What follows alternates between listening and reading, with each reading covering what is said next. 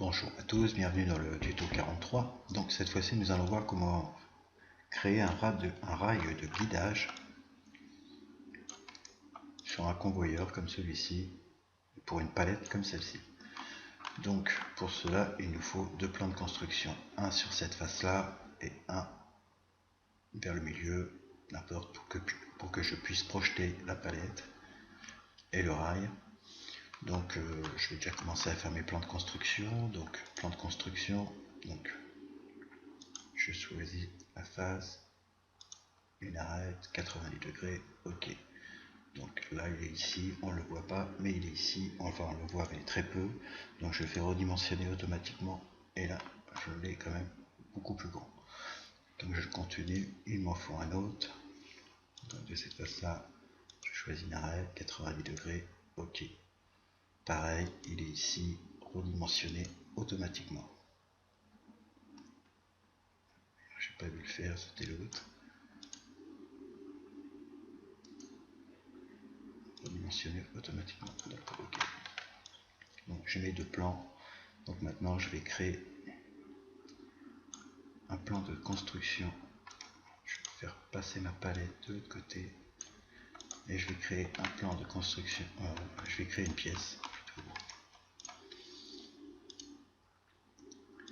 que je vais nommer le rail extérieur. Ok. Ah oui, parce que j'ai déjà un rail extérieur. Donc, ok. Et je vais utiliser ce plan de construction là. Je vais faire une nouvelle esquisse.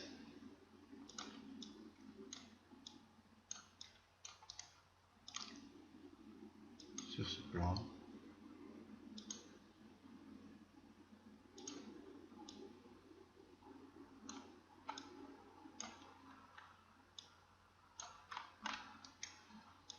Je vais faire une vue en coupe, un peu plus facile. Donc là il me demande jusqu'à quel plan, je lui montre, ok, ok. Je m'approche, je retourne dans mon esquisse, je vais projeter la géométrie, celle-ci, et moi mon rail doit être à 5 mm de celui-ci. Donc je vais tracer un trait ici et à la même hauteur, et 20 mm de hauteur. 5, c'est un trait de construction, donc 10, 5, 5, construction, 10, 5. Ok, cercle, 10, cercle, 10, ajuster ici, ici. Donc, ok, terminer l'esquisse. Donc maintenant, je vais enlever la vue en coupe, terminer, et je vais faire une nouvelle esquisse sur cette face là.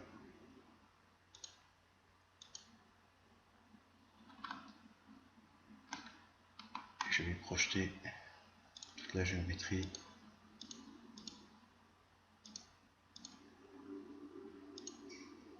Je m'en pose.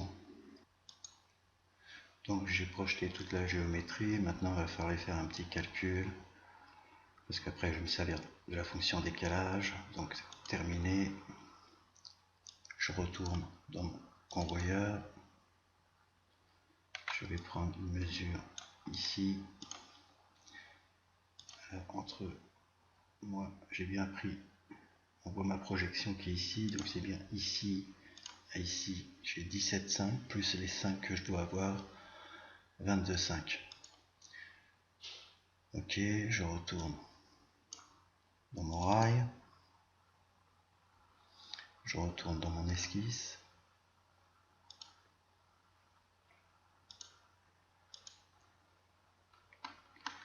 Et je vais faire un décalage de ça.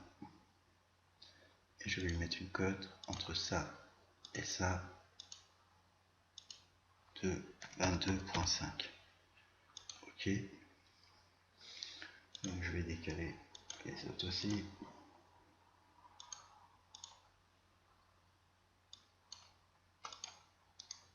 Ok. Et je vais faire cette fonction entre ce point-là et ce point-là, entre ce point-là et ce point-là, entre ce point-là et celui-ci.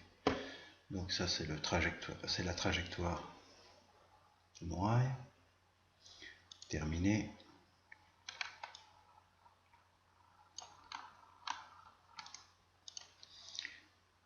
Balayage. Donc cette pièce-là. Enfin, j'ai vérifié quand même mon esquisse. Modifier l'esquisse. Ok, c'est bon pour moi. Donc balayage de cette face là et ma trajectoire qui est ici. Donc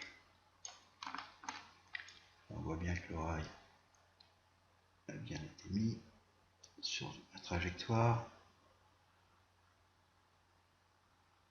Donc ok.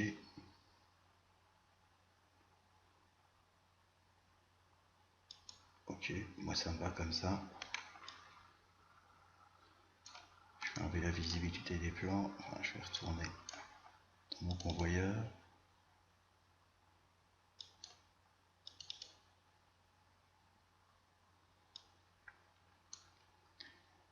Mais je vais aller directement ici, ça va aller plus vite. Ok.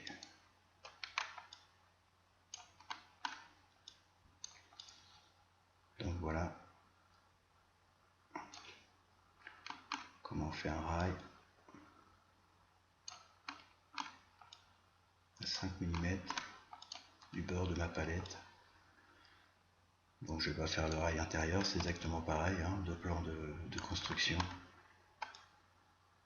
deux esquisses et le balayage. Voilà, je vous souhaite bon courage, à la prochaine, bye bye.